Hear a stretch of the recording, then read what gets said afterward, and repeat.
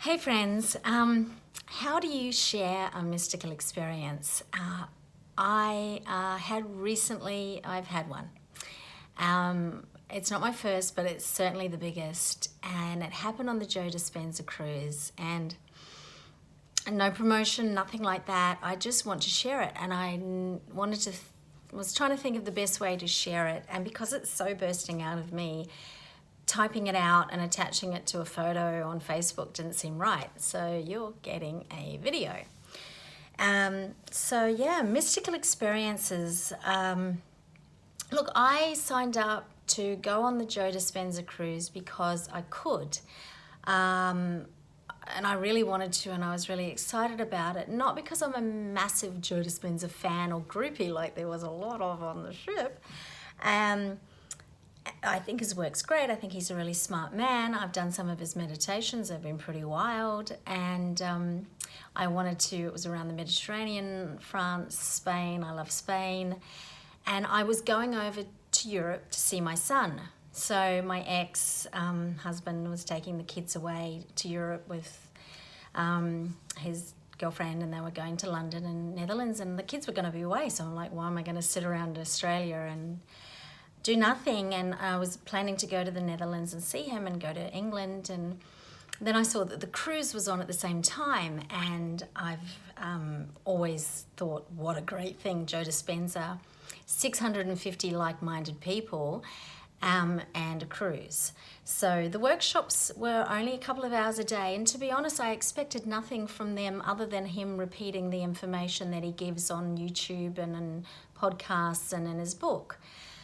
Which was fine because I was going to be hanging out with, there was 650 people booked into the large auditorium, and they're all, obviously people that were on the path or aligned with doing personal growth work and so on. So that was enough for me. I didn't expect anything, and this is an important point in terms of mystical experiences, is that we can't ask for them. They always come when you least expect them, and in the way that you least expect often. So the ego will want to try and make things happen. And as we know from the Buddhist path, the ego is a source of craving and suffering, like those objectives of wanting something to happen. So when we set up on the spiritual path, we need to do our work earnestly and devotedly, but we need to know that it's an ongoing work. So I've done years of work on my past, on my emotional issues that resulted from them, on my ego and the structures, and this is all really important stuff that does need to be addressed, and you do need to keep working at it because there's endless levels of stuff. Even when you think you've got to the core of your own stuff and you've done your work, there's still deeper layers, and these deeper layers can go right through to the core of the human psyche and the human condition. And then if you have really cleaned yourself out, then there's always other people's stuff. So you start working on collective issues.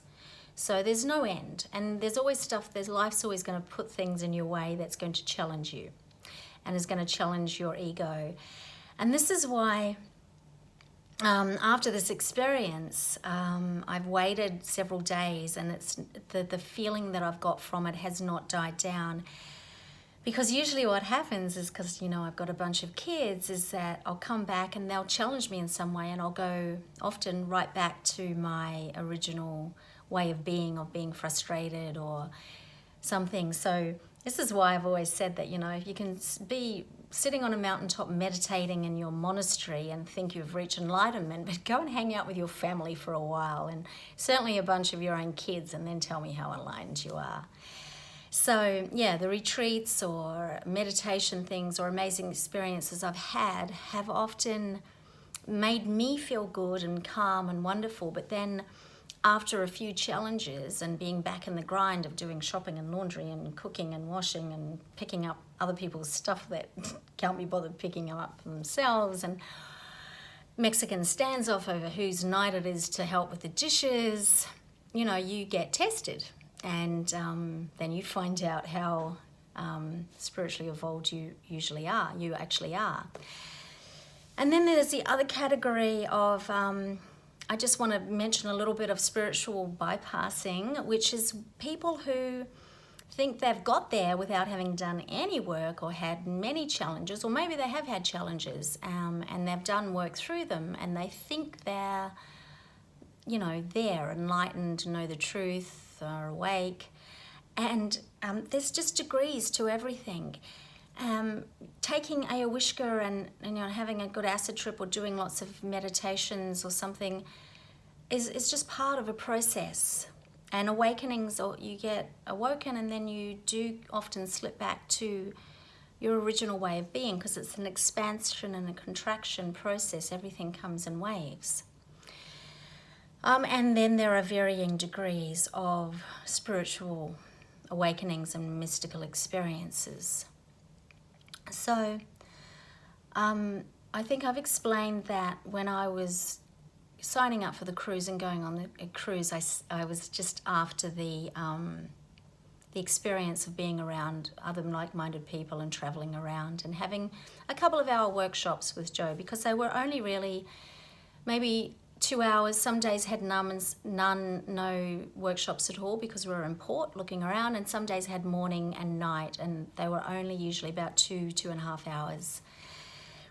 I didn't think he was going to be doing any meditation. I just thought he was going to be saying the stuff that he says in online, as mentioned.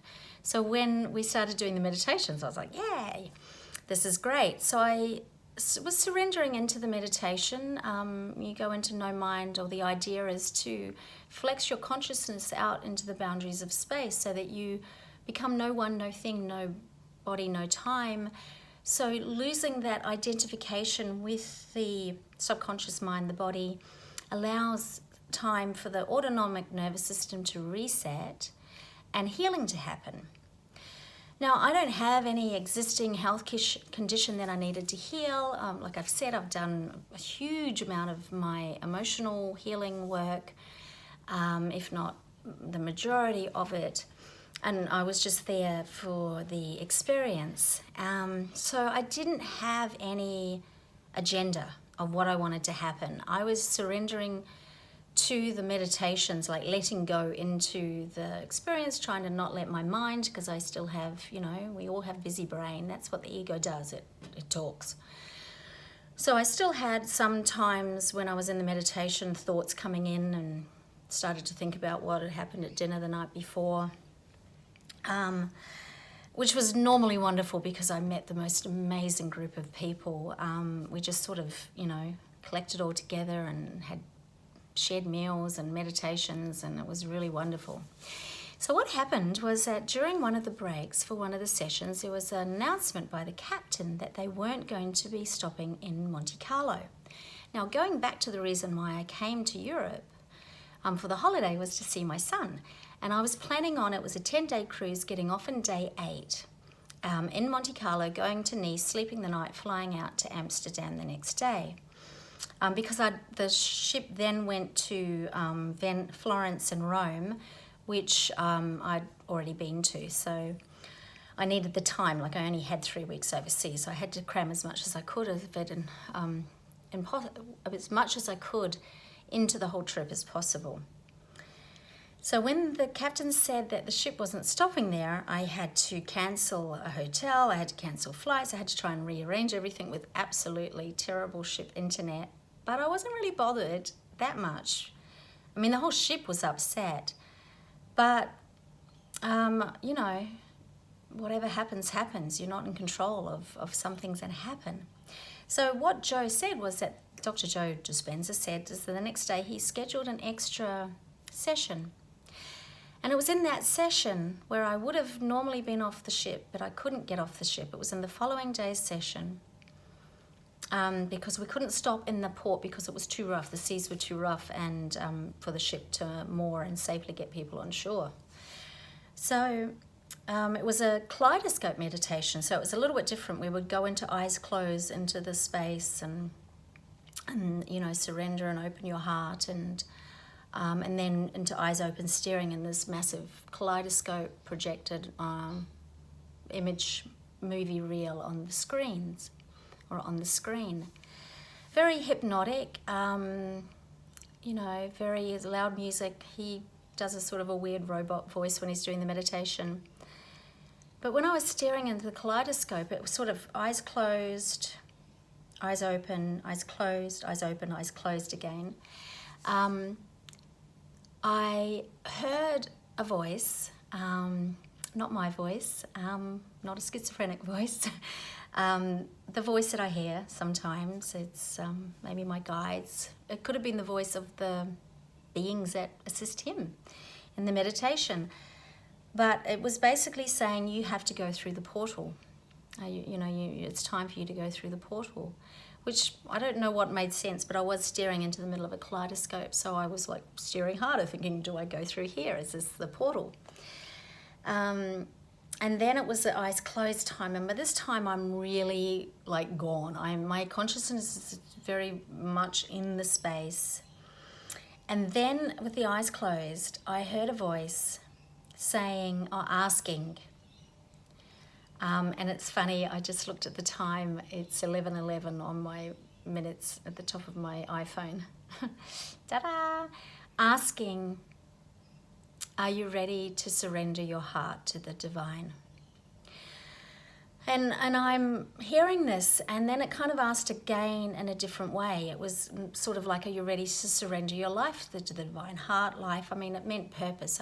It was as if I had a choice. There was a choice there where I could say, no, I'm not ready. I want to hold on to my identity. I want to hold on to my life, my time. Mine. But at that moment in time, it was like there was nothing better I could think of than to say yes. And once I gave permission, I'm getting excited thinking about it. In the previous meditations, he'd been asking us to open our heart, and I've got a fairly open heart. I've had some experiences that have opened my heart, and I was opening it more in the meditations. And the moment I agreed and said, yes, I'm ready to surrender my heart to the divine, I got it. It was like, bam. It was like I was thrown back into my chair. The energy it was like splitting my ribs open, but in the nicest possible way. It was not unpleasant. It was ecstasy. It was just this energy. It was far out. It was phenomenal. And it went down into my lower centers and triggered the Kundalini, to start convulsing. So I started convulsing, pushed back in my chair. My eyes, I think I forgot to mention, my eyes were fluttering and rolling back right before this. It would have looked pretty wide to other people, but luckily everyone at that point also had their eyes closed, because this was just a general meditation in a small workshop. It wasn't one of the week-longs where people are induced into hours of meditation, and some of them do have these experiences. I'm lying back, I'm gone, I'm in ecstasy, I'm blissed, I'm not there. But I hear him say, now it's time to come back into the room and open your eyes. But I'm cracked open, this energy, my mind was blown. So as soon as the energy hit here, it went down there and it went up here, and my mind was gone. Flash of light, yes, it's blown out. It was like blown out. It was that moment of enlightenment. It was truly mystical. And so there's this auditorium of 650 people that have to leave because it's a ship. They have a comedy show coming on in half an hour. And I'm paralytic, like I'm zonked, I'm ecstasied out, I'm blissed out. Thankfully, I'm sitting with my beautiful cruise fam. I'd chosen specifically to sit between two beautiful Indian women, Nemrit and Mamata. They realised what was happening. Nemrit's been to several advanced week-long workshops with Dr. Joe. She's seen this before. They took my hands and held my hands while I'm laid back, splayed, quivering, eyes rolled back, God knows what. But I'm blissed out and I don't care. I'm a person who is normally able to, I had no control over snapping to. Two of the other group members came and held my feet. It was so beautiful. I'm so blessed to know these beautiful people that cared for me and held me while I was having this experience. It was even more divine, and yet there was nothing I could do but feel love for everybody and feel no animosity over anything, because there was just nothing in me but love and bliss. And I couldn't talk. I couldn't walk. Okay, the ship was rocking, but it was kind of like I was like rocking more. I had to be supportedly held, carried, under someone's arm back to my cabin. And I lay there. It was probably about 45 minutes before I could articulate properly. I had this energy in my chest and in my solar plexus. I could only say my dear roommate Sandra stayed with me in the cabin because everyone had gone off somewhere, and all I could say was, "This is so pleasant." Eventually I could say that. And then I knew what bliss was. I mean, I've had lots of mystical experiences of varying degrees, and I've had one other experience that was close to this in the redwoods in America with a shaman. And I was as big as the forest and just nothing but bliss and vibrating and love. And that was really energetically, interestingly, afterwards I was exhausted and so hungry. It was like this energy does take some digesting, adapting. It is a powerful energy. I was totally blown away, and yes, and now I know that the mystical experiences I had before were indeed mystical awakenings, but the bliss that I was feeling in them was run-up bliss. It was like taster bliss. It was like, entree, appetizer bliss. This was the full meal of bliss. It was absolutely phenomenal. And it took me, we didn't stop in the next port. I had more travel arrangements that I had to cancel that I just made, and hotels and flights that I had to cancel that I'll probably never get back. I had to, feel like I was letting my son down by not coming, because it was just, not going to happen that I was going to make it to Amsterdam or Netherlands. He was in Rotterdam and back, but nothing really mattered. Just nothing matters. Once this has happened, you don't need anything. What I did need, and what the universe organized, I got off in Rome with nowhere to stay, and who cares? It didn't matter. I found a suitable hotel on a decent rate, and I had to rest for 2 days because it was like I had climbed a mountain. My body was aching a little bit. It's like I had to adapt to this energy surge. And I think what I wanted to say there was that, mystical experiences, while we may want them, you do need to step your vibration up so you can handle it. Because a lot of times people do have awakenings and it's so much for them. They get frightened, their ego gets frightened. If it's not used to being flexed out, the boundaries of your consciousness need to be flexed out to be able to accommodate these experiences and integrate them properly. And your system needs to be able to handle the energy voltage that comes with it, because the vibrational intensity of these experiences is phenomenal. And I'd had, I guess, a little taster of it when I ran into Dr. Joe earlier on in the conference, because I set an intention that the photo that you saw on Facebook, I wanted to get a photo with him. People were getting hugs and they were so excited, and I'm not a hero worship kind of a person, so but I do love my photos. But after he had hugged me, when we met, I just literally ran into him. I was following the field of possibilities. I ran into him, he hugged me. I asked for the photo, he said yes. I got 3 beautiful photos, and then I got another big, huge hug. And he's a good hugger, and I do like a good hug. But there was an energy transmission that went through from there. Afterwards, I was tingling, vibrating, and kind of dizzy. So, I want to say it's him, but I know he's supported, and I know we are supported in this work, in the ability to have spontaneous awakenings and to become more enlightened in this day and age is becoming more accessible to everyone. It's not just the mystics on the mountains. And I tell you what, if you think you're a mystic on a mountain and you think you've got there, come back to your family and come back to your kids and let them test you a little bit, see how well your inner peace lasts, because that was going to be my acid test, and I passed that. The shopping, the washing, the cooking, the endless loads of, and the picking up after people that can't pick up after themselves, nothing is a problem. All that matters to me right now is to channel the joy and the love that I feel into my purpose, and work on that. I wake up in the morning excited to be able to work on it some more, and grateful, and there's no worry or concern about